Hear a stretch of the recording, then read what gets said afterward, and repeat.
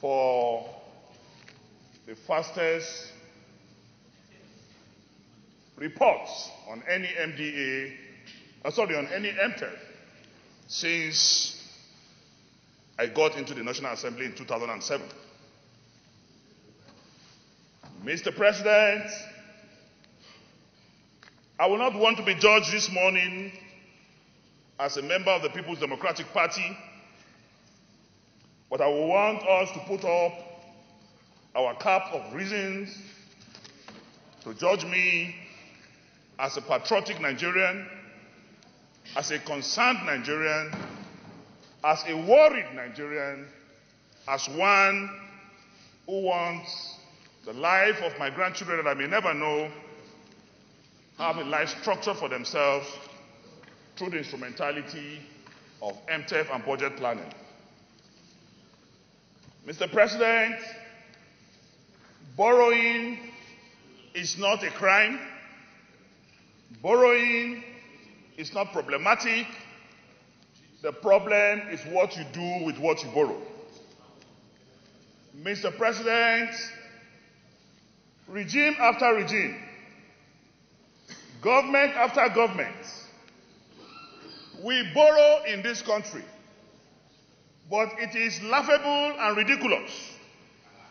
It is outrageously calamitous that we are borrowing for consumables. It is unacceptable that we are borrowing for recurrence.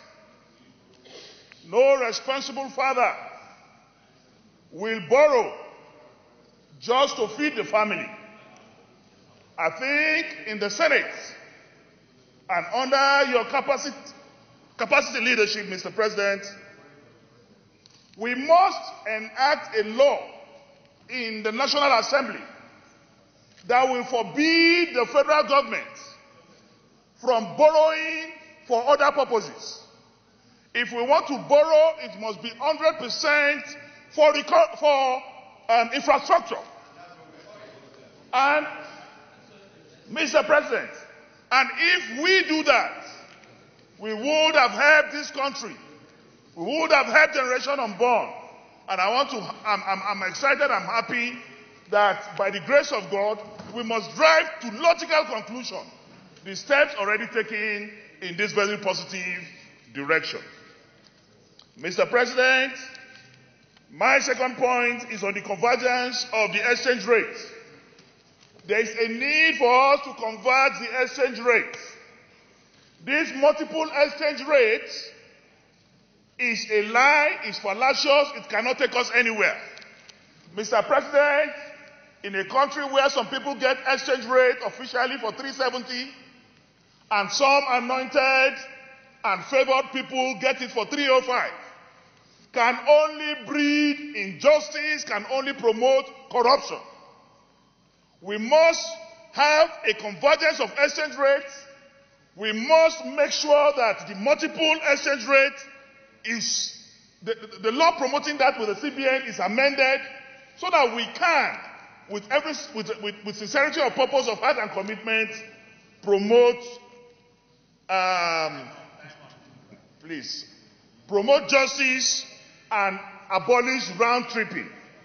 Mr. President, I also want to say that there is a need for us to enforce the application of ICT in oil production and management in this country.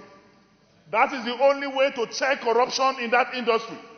When we do not apply technology to our per day production of crude oil, our sales of crude oil, it will continue to be shrouded in secrecy. Saudi Arabia, Venezuela, even Ghana have technology, and through ICT, they can sit down anywhere in the world and know their oil production and sales per day. But we have continued to refuse to implement that in this country because we want to continue to promote corruption. Under your leadership, I want us to make sure that the relevant make sure which is just an act. It is not a miracle, it is not a rocket science, it is just an act. Once it is installed, it will curb corruption in the industry. Finally, Mr. Weed, I also want to say that, are we working for excess crude when we can increase our benchmark and then increase our expenditure on capital and infrastructure? We rather want to reduce the benchmark so that excess crude can grow. Are we working for excess crude in this country? And one would not even know how the excess crude is being expended. Finally, Mr. President, finally, on this document, if you look at item number 33, Mr. President, and this is in reaction to the presentation committee. 33 there talks about the NNPC JV crude oil and gas profit, the profit oil, which Honorable Senator Barrow is disturbed that it reduced from 670 billion to 14 billion. Truth be said, Mr. President, that money was spent by the federal government. And from my investigation, I stand to be corrected that it was spent on projects that are not appropriated by the National Assembly and this country. So, I stand to be corrected, and I stand on this, Mr. President, that this money was spent on projects that were not appropriated. So I'm calling this attention, the attention of the Finance Committee, because we must, this is not a community meeting, please. This is the Senate.